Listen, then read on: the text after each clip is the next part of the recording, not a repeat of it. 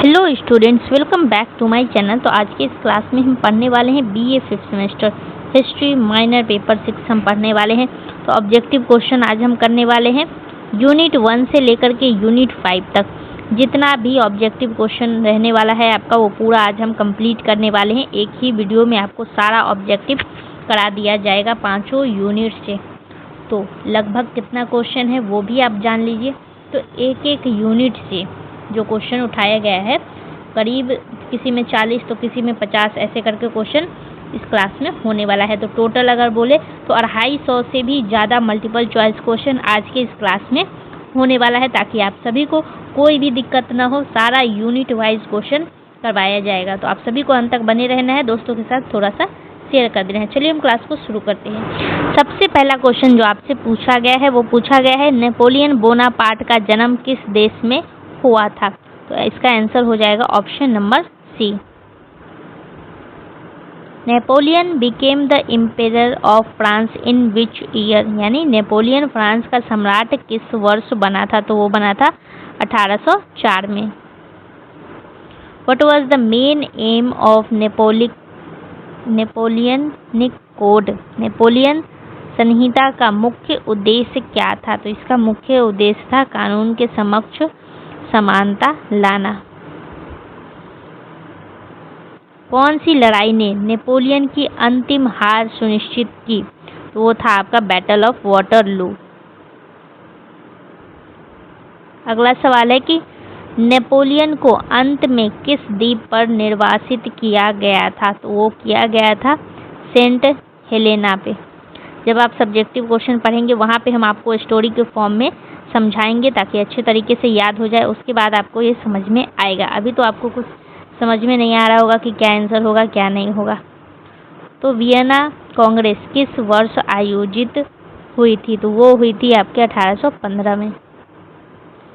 Who was the chief architect of Congress of Vienna? यानी Vienna Congress का मुख्य शिल्पकार कौन था? तो मुख्य शिल्पकार था ये मेटरनिक।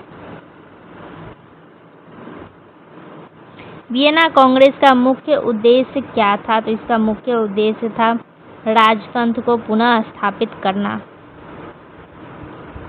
वियना कांग्रेस में कौन सा सिद्धांत अपनाया गया था? तो वो अपनाया गया था समानता को।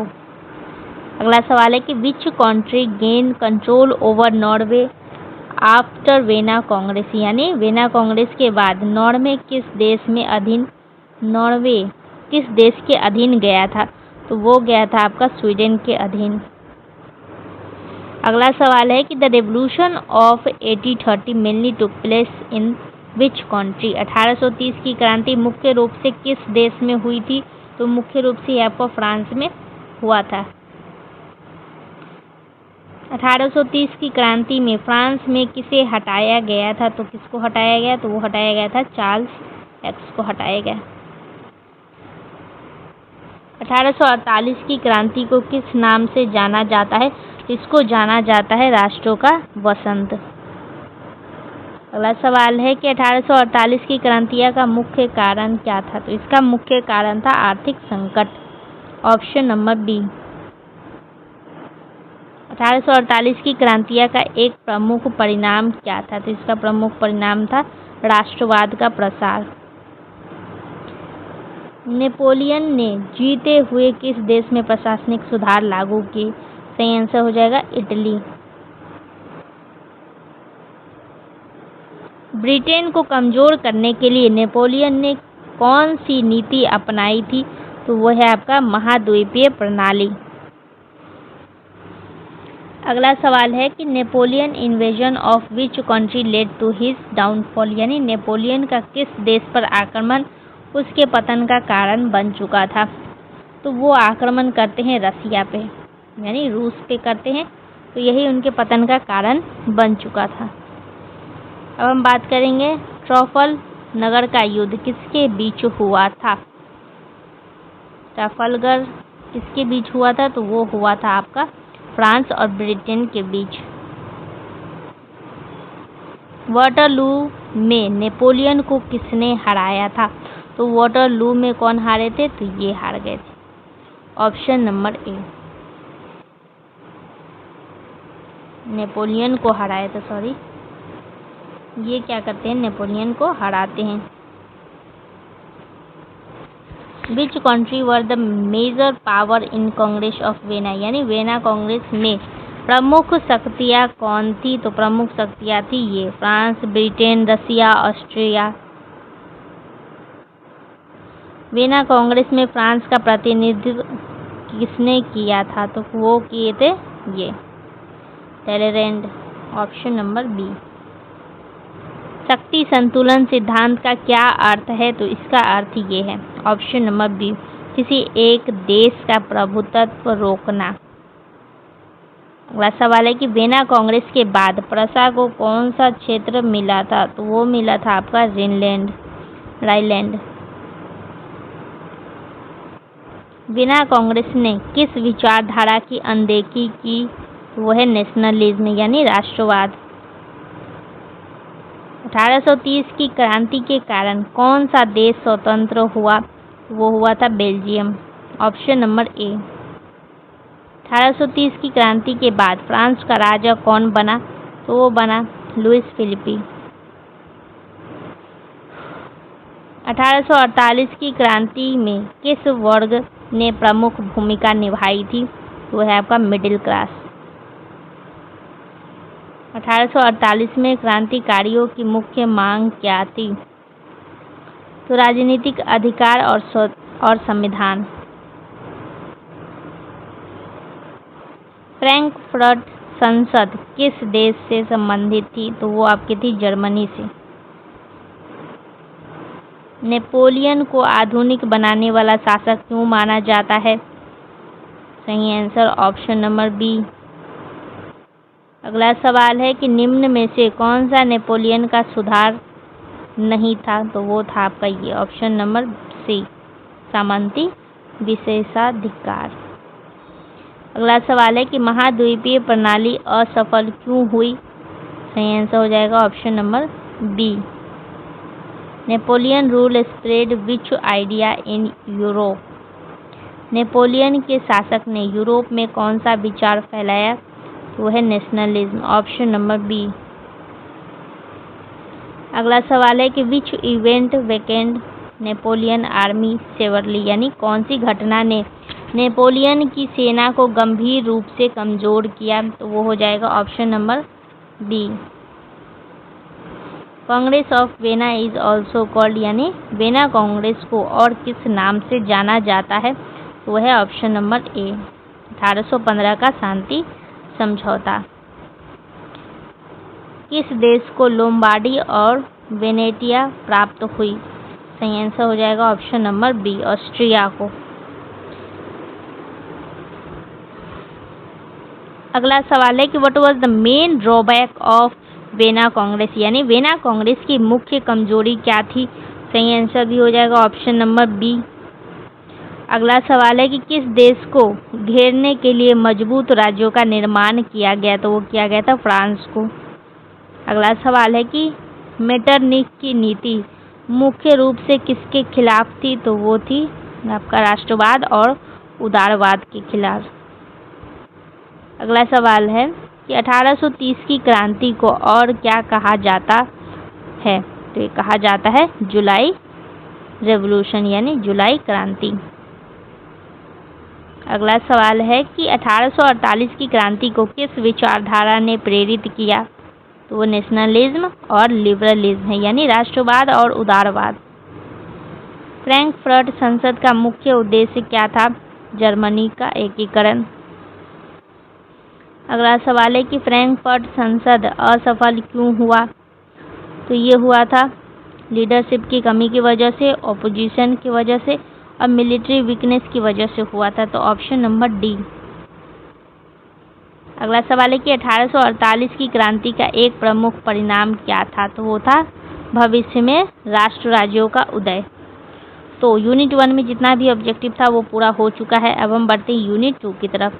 यूनिट 2 में आपको ये सब टॉपिक पढ़ने के लिए दिया गया है, तो हम इसी टॉपिक से क्वेश्चन करने वाले हैं। तो जर्मनी के एकीकरण का वास्तुकार किसे कहा जाता है? तो बिस्मार्क को कहा जाता है। जर्मनी के एकीकरण से तो आपको सवाल पूछेगा, ये आपको याद रख लेना है। तो बिस्मार्क ने एकीकरण के लिए कौन सी नीति अपनाई? तो वो अपनाया था ब्लड एंड आयरन, यानी रक्त और लोहा।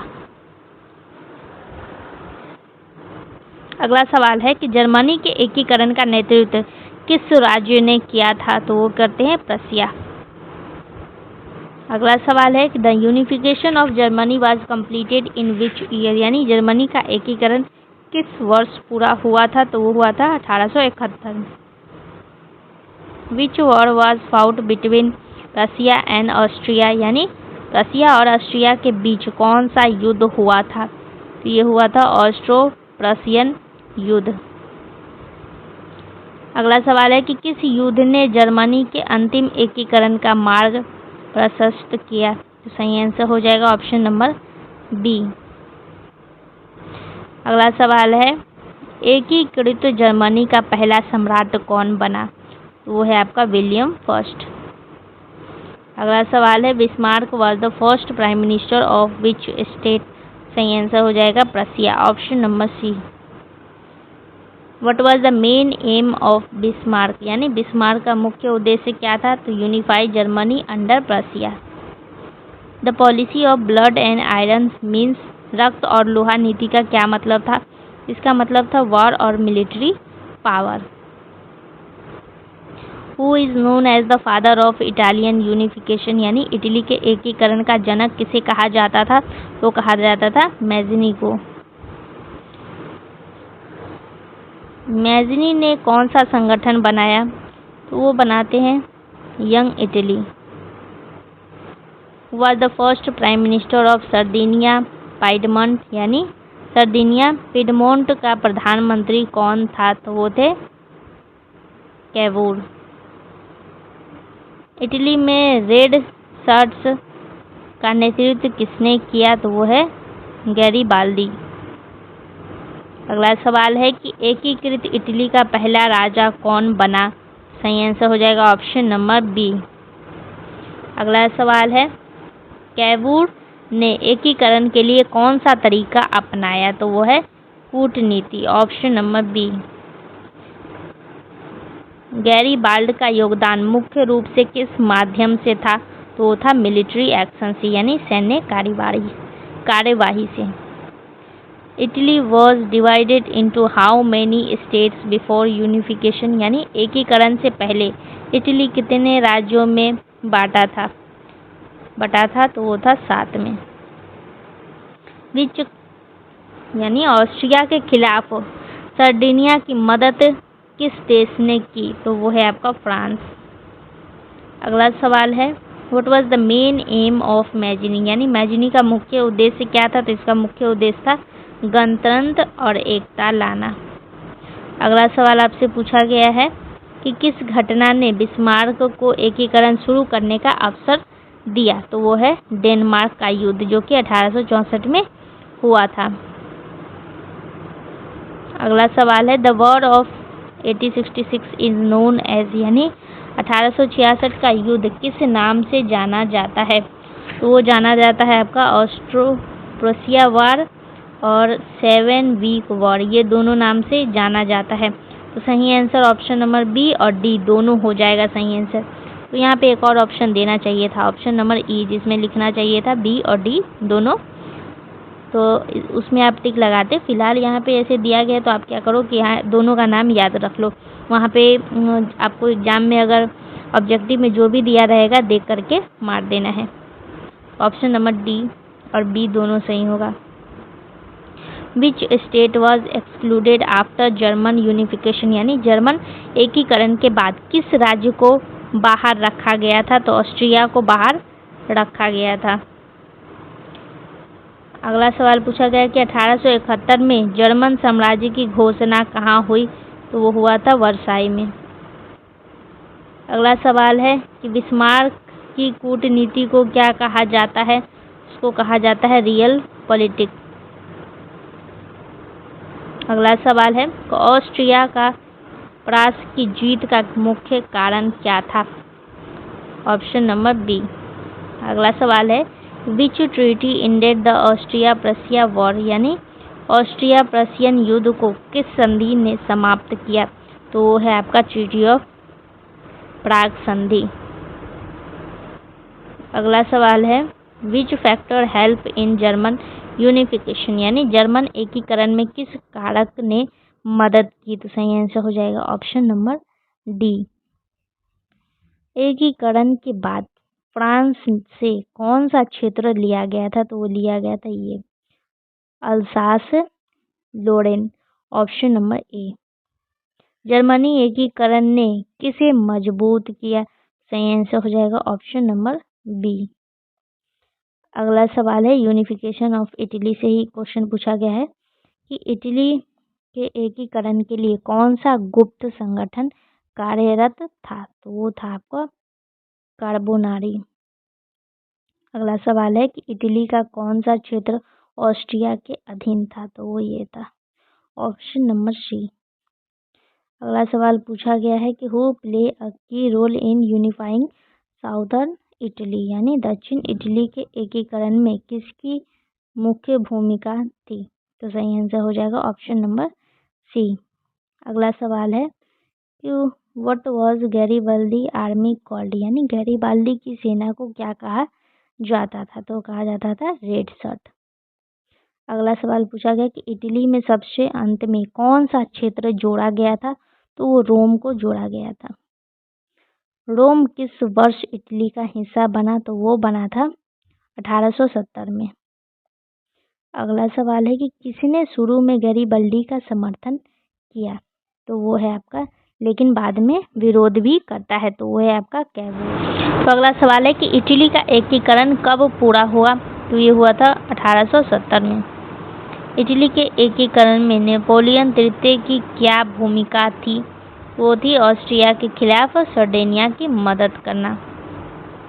अगला सवाल पूछा गया है कि इटली के एकीकरण को किस विचारधारा ने प्रेरित किया? तो वो है राष्ट्रवाद, ऑप्शन नंबर बी। अगला यूनिट से क्वेश्चन पूछा गया है यूनिट नंबर 3। तो यूनिट 2 कंप्लीट हो चुका है, अब हम पढ़ने वाले हैं यूनिट 3। तो सवाल पूछा गया है औद्योगिक क्रांति सबसे पहले कहाँ शुरू हुई? तो वो हुई थी ब्रिटेन में, ऑप्शन नंबर सी। अगला सवाल है कि the industrial revolution began in which century, यानी औद्योगिक क्रांति किस शताब्दी में शुरू हुई थी? तो वो हुई थी 18वीं शताब्दी में। अगला सवाल पूछा गया है कि which country was first to develop during industrial revolution, यानी औद्योगिक क्रांति में सबसे पहले कौन सा उद्योग विकसित हुआ? वो हुआ था टेक्सटाइल इंडस्ट्री, यानी वस्त्र उद्योग। अगला सवाल पूछा गया है कि who invented the steam engine, यानी स्टीम इंजन का आविष्कार किसने किया? वो है जेम्स वॉट। ये आपको याद रखना है क्योंकि ये जीके का क्वेश्चन है। अगला सवाल है what was a major result of industrial revolution, यानी औद्योगिक क्रांति का एक प्रमुख परिणाम क्या था? तो वो था आपका नगरीकरण का विकास, ऑप्शन नंबर बी। अगला सवाल पूछा गया है कि which factor contributed most to industrial revolution in Britain, यानी ब्रिटेन में औद्योगिक क्रांति का मुख्य कारण क्या था? तो वो था ऑप्शन नंबर डी। अगला सवाल है कि what replace hand production during industrial revolution, यानी औद्योगिक क्रांति में हस्त उत्पादन की जगह क्या आया? तो मशीन आ गया था। हाथ से बनाने की जगह लोग मशीनों का उपयोग करने लग गए थे। तो which class emerge due to industrial revolution, यानी औद्योगिक क्रांति के कारण कौन सा वर्ग उभरा? तो वो उभरा था मिडिल क्लास। अगला सवाल है कि what was the condition of worker during industrial revolution, औद्योगिक क्रांति के दौरान मजदूरों की स्थिति कैसी थी? वो थी एक्सप्लॉइटेड, यानी शोषित किया जा रहा था। Which country follow Britain in industrialisation, यानी इसका कहने का मतलब है कि ब्रिटेन के बाद किस देश में औद्योगिकरण हुआ? तो वो हुआ था जर्मनी में। Who is known as the father of scientific socialism, यानी वैज्ञानिक समाजवाद का जनक किसे कहा जाता है? तो वह है Karl Marx, option number B. Which book was written by Karl Marx, Karl Marx ने कौन सी पुस्तक लिखी? वो है आपका दास कैपिटल। अगला सवाल पूछा गया है कि what is the main idea of socialism, समाजवाद का मुख्य विचार क्या है, तो वो है सामूहिक स्वामित्व। Which class is emphasised in socialism, समाजवाद में किस वर्ग पर जोर दिया जाता है, वो है आपका वर्किंग क्लास, श्रमिक वर्ग। कम्युनिस्ट मैनिफेस्टो किसने लिखा, तो लिखा गया था इसके द्वारा, मार्क्स और एंगल्स के द्वारा। अगला सवाल है कि समाजवाद किसका विरोध करता है, तो ये विरोध करता है कैपिटलिज्म को, पूंजीवाद को विरोध करता है। Which revolution was influenced by socialist idea, मतलब कौन सी क्रांति समाजवादी विचारों से प्रभावित थी, तो वो है आपका रूसी क्रांति, रशियन रेवोल्यूशन। समाजवाद का उद्देश्य क्या है, तो सही आंसर हो जाएगा आपका सोशल इक्वालिटी, सामाजिक समानता। अगला सवाल है who developed the idea of class struggle, यानी वर्ग संघर्ष का विचार किसने दिया, तो वो है कार्ल मार्क्स, इनके द्वारा ही दिया गया था।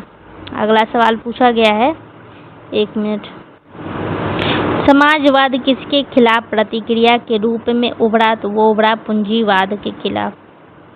साम्राज्यवाद क्या है, तो अन्य देशों पर नियंत्रण करना ही साम्राज्यवाद कहलाता है। अगला सवाल है कि which country is known as imperialism, यानी किस शताब्दी को साम्राज्यवाद का युग कहा जाता है, तो वो है आपका 19वीं। किस देश का सबसे बड़ा साम्राज्य था, वो था आपका ब्रिटेन का। अगला सवाल है साम्राज्यवाद का मुख्य उद्देश्य क्या था, तो सही आंसर हो जाएगा आर्थिक लाभ। अगला सवाल है कि साम्राज्यवाद के कारण क्या हुआ, सही आंसर हो जाएगा उपनिवेशों का शोषण। विच इन्वेंशन रेवोल्यूशनाइज्ड टेक्सटाइल प्रोडक्शन, यानी किस आविष्कार ने वस्त्र उत्पादन में क्रांति ला दी, तो वो है आपका spinning jenny. Who invented the spinning jenny, तो वो है जेम्स हरग्रीव्स। स्पिनिंग जेनी का आविष्कार किसने किया था, तो सही आंसर ऑप्शन नंबर बी। किस आविष्कार ने बुनाई की प्रतिक्रिया को बेहतर बनाया, तो वो है ये फ्लाइंग शटल। अगला सवाल है कि फैक्ट्री प्रणाली का मतलब क्या होता है। फैक्ट्री प्रणाली का मतलब होता है कारखानों में मशीन आधारित उत्पादन करना, फैक्ट्री प्रणाली कहलाता है। Which social problem increase during industrialisation, यानी औद्योगिकरण से कौन सी सामाजिक समस्या बढ़ी, तो वो बढ़ा था बाल श्रम, चाइल्ड लेबर बढ़ चुका था। Which energy source was mainly used, यानी औद्योगिक क्रांति में मुख्य ऊर्जा स्रोत क्या थी, तो वो था कोयला, कोल। अगला सवाल है कि फैक्ट्रियों के मालिक कौन सा वर्ग था, सही आंसर हो जाएगा पूंजीपति वर्ग, option number B. What is meant by proletariat,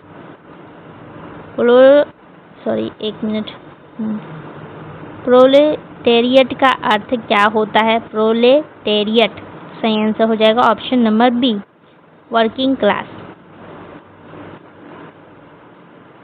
बुजुर्गा वर्ग क्या है, तो सही आंसर हो जाएगा ऑप्शन नंबर बी।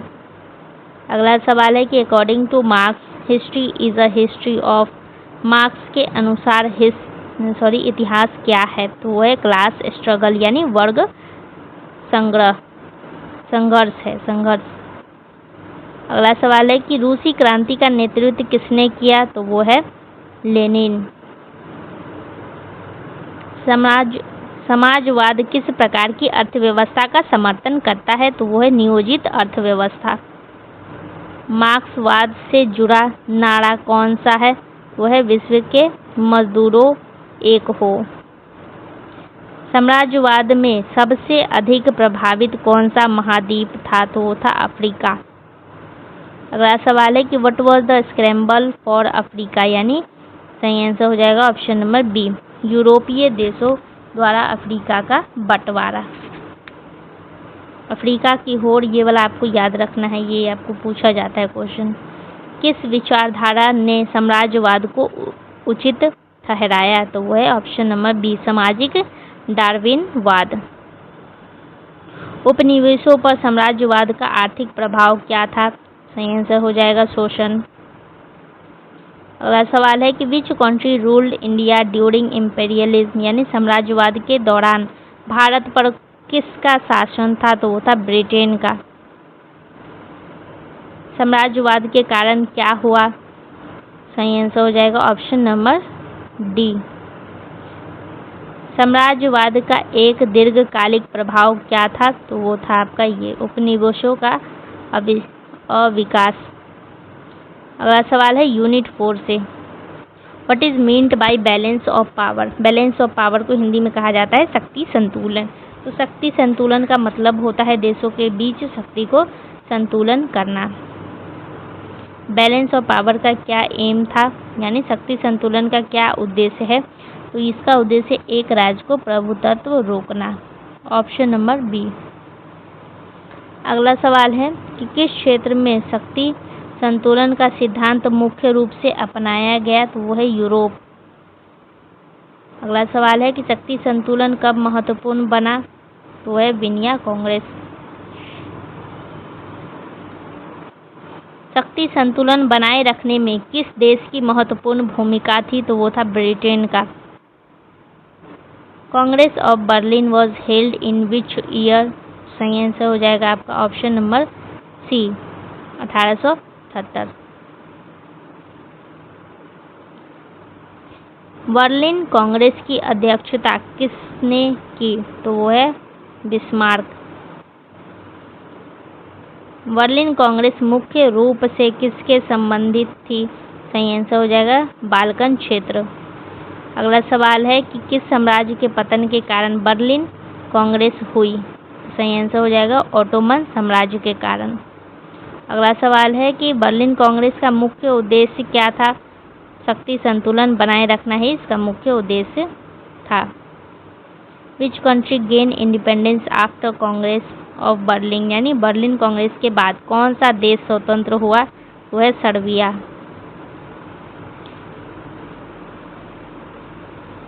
अगला सवाल है कि बोस्निया पर नियंत्रण किस देश को मिला?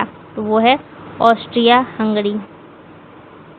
अगला सवाल है कि बर्लिन कांग्रेस ने किस संधि में संशोधन किया? तो वो है सैन स्टेफानो संधि। अगला सवाल है कि बर्लिन समझौते से कौन सा देश असंतुष्ट था? तो वो है रूस।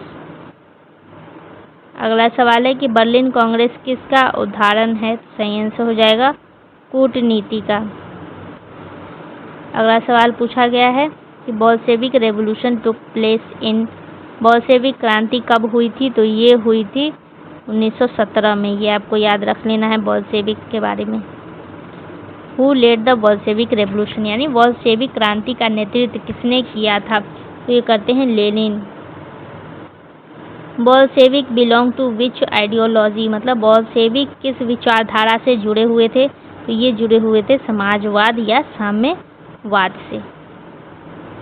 अगला सवाल पूछा गया है बोल्शेविक क्रांति में किस सरकार को हटाया गया था? तो वो अस्थायी सरकार को हटाया गया था। What was the main slogan of Bolshevik, तो बोल्शेविक का मुख्य नारा क्या था? तो इनका मुख्य नारा था शांति, भूमि और रोटी। बोल्शेविकों को किस वर्ग का समर्थन मिला? तो मिला था मजदूर और किसान वर्ग का समर्थन मिला था इनको। तो बोल्शेविक क्रांति का परिणाम क्या हुआ? साम्यवाद की सरकार को। अगला सवाल है, एक मिनट, अगला सवाल है कि क्रांति के बाद रूस किस युद्ध से बाहर हो गया था? तो वो प्रथम विश्व युद्ध से बाहर हो चुका था। रूस की WWI में भागीदारी किस संधि से समाप्त हुई? वह है वेस्ट, ट्रीटी ऑफ वेस्ट लिटोवेस्क। अगला क्वेश्चन है कि बोल्शेविक क्रांति के बाद क्या स्थापित हुआ? तो USSR स्थापित हुआ था, यानी सोवियत संघ। शक्ति संतुलन बनाए रखने के लिए कौन सा तरीका अपनाया जाता है? तो ये अपनाया जाता है ऑप्शन नंबर डी, युद्ध, कूटनीति, गठबंधन सब अपनाया जाता है। शक्ति संतुलन किसे बनाए रखने में मदद करता है?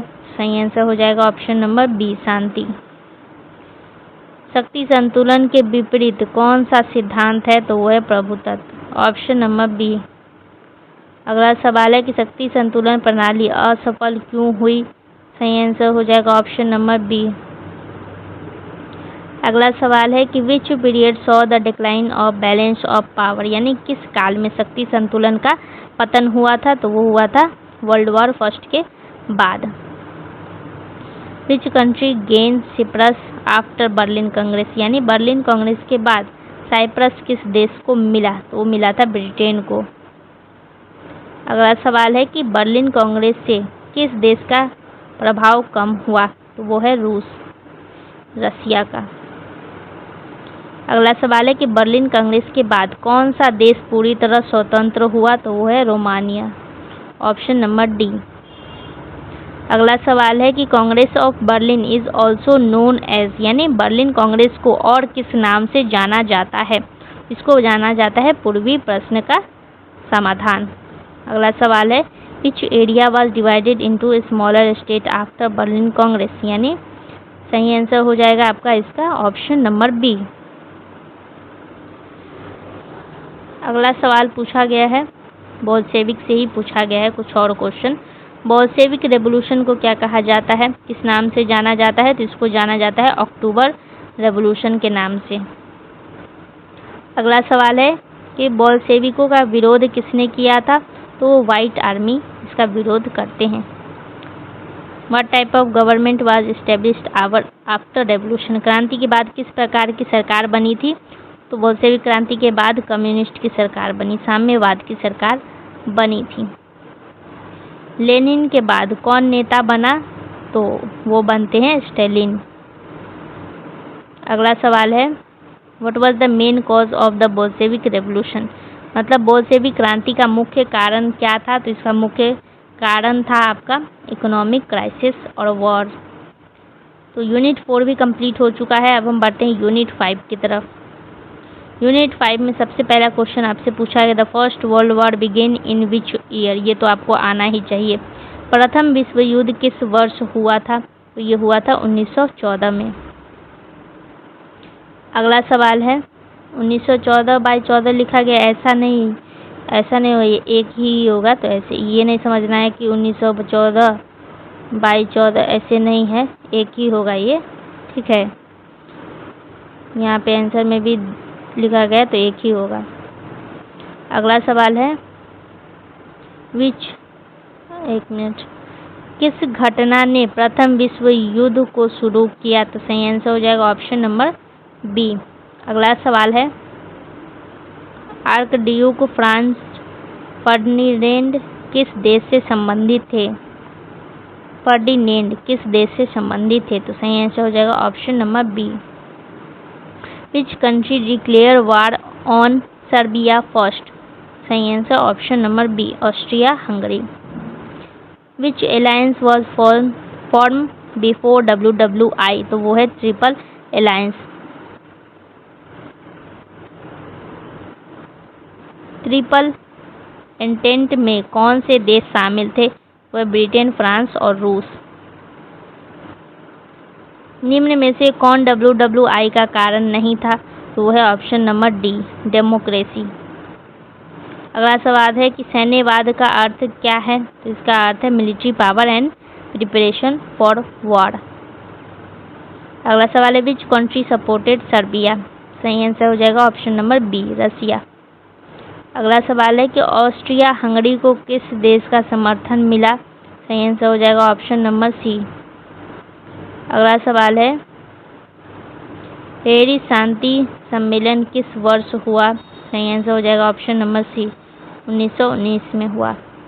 Which treaty was sign at the Paris peace conference? Paris शांति सम्मेलन में कौन सा संधि हुआ? तो वर्साई संधि, ऑप्शन नंबर बी। अगला सवाल है वर्साई संधि में किस देश को सबसे ज़्यादा दंडित किया गया? तो वो है आपका जर्मनी। अगला सवाल है कि लीग ऑफ नेशंस का प्रस्ताव किसने दिया? तो वो है वुडरो विल्सन। अगला सवाल है कि what was the main aim of league of nation? सही आंसर हो जाएगा शांति बनाए रखना ही इसका मुख्य उद्देश्य था। How many points were propose by Wilson? सही आंसर हो जाएगा 14। अगला सवाल है कि what was a major weakness for the treaty of Versailles? एक मिनट, सही आंसर हो जाएगा जर्मनी पर बहुत कठोर। Which country was not part of league of nation initially? तो वो है आपका USA, America. What was the impact of Paris peace conference? सही आंसर जर्मनी में असंतोष पैदा करना। The treaty of Versailles led to? सही आंसर हो जाएगा द्वितीय विश्व युद्ध। अगला सवाल है which term is used for extreme nationalism leading to WWI? तो सही आंसर हो जाएगा ऑप्शन नंबर बी। अगला सवाल है कि which crisis increase tension before WWI? सही आंसर ऑप्शन नंबर ए। अगला सवाल है कि Balkan region was known as? यानी बाल्किन क्षेत्र को किस नाम से जाना जाता था? तो इसको जाना जाता था पाउडर केग ऑफ यूरोप, यानी यूरोप का बारूद का ढेर। Which country wanted to dominate the Balkans? सही answer option number B, Austria Hungary. Which policy lead to naval race between Germany and Britain? सही आंसर ऑप्शन नंबर ए, सैन्यवाद। Which country follow aggressive expansion policy before WWI? तो वो है Germany, option number B. अगला सवाल है कि what was the immediate cause of WWI? सही आंसर हो जाएगा option number B. Which alliance did Germany belong to? Germany किस गठबंधन में था? वो है आपका option number B. Who were known as the big tree? सही आंसर हो जाएगा option number B, big three है, सॉरी बिग थ्री। अगला सवाल पूछा गया है आपसे which country demanded harsh punishment for Germany? तो किस देश ने जर्मनी के लिए कठोर दंड की मांग की? तो वो है France, option number B. Which principle was included in Wilson 14 point? यानी विल्सन के 14 सूत्रों में कौन सा सिद्धांत शामिल था? तो वो था आपका खुली कूटनीति। किस देश ने अल्सास लोरेन खोया? तो वह है जर्मनी। अगला सवाल है what was war guilt clause? यानी युद्ध दोष धारा क्या थी? तो वो था जर्मनी ने युद्ध की जिम्मेदारी ली। अगला सवाल किस संधि ने शक्ति संतुलन की जगह ली? तो वो है league of nation. Which country gain territory after WWI? तो वो है फ्रांस। अगला सवाल है what was the main failure of league of nation? तो वह है लैक ऑफ इन्फोर्समेंट पावर। अगला सवाल है कि शुरुआत में किस देश को लीग से बाहर रखा गया था? तो वो जर्मनी को बाहर रखा गया था। तो अगला सवाल है what was the impact of harsh treaty? यानी कठोर संधि का क्या प्रभाव पड़ा? तो हिटलर का उदय हो चुका था इसके वजह से ही। तो Paris peace conference created, Paris शांति सम्मेलन ने क्या बनाया? तो बनाते हैं नई विश्व व्यवस्था। WWI के समझौतों का एक प्रमुख परिणाम क्या था? वो था WW द्वितीय के बीच।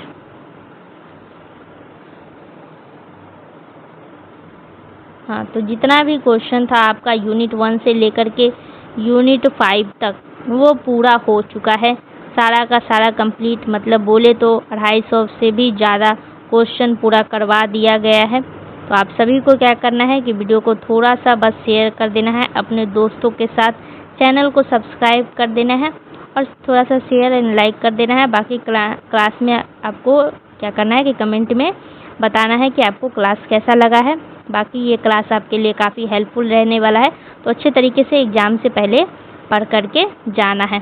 तो बेस्ट ऑफ लक आप सभी को, आप सभी का एग्ज़ाम बहुत ही अच्छा जाएगा, तो टेंशन बिल्कुल भी नहीं लेना है। आराम से अच्छे तरीके से एग्ज़ाम देना है। वीडियो को थोड़ा शेयर कर देना है। बाकी सारा क्लास आपको प्लेलिस्ट में मिल जाएगा। सब्जेक्टिव क्वेश्चन भी बहुत ही जल्द शुरू करवा देंगे। तो चलिए, आप सभी का बहुत बहुत धन्यवाद है।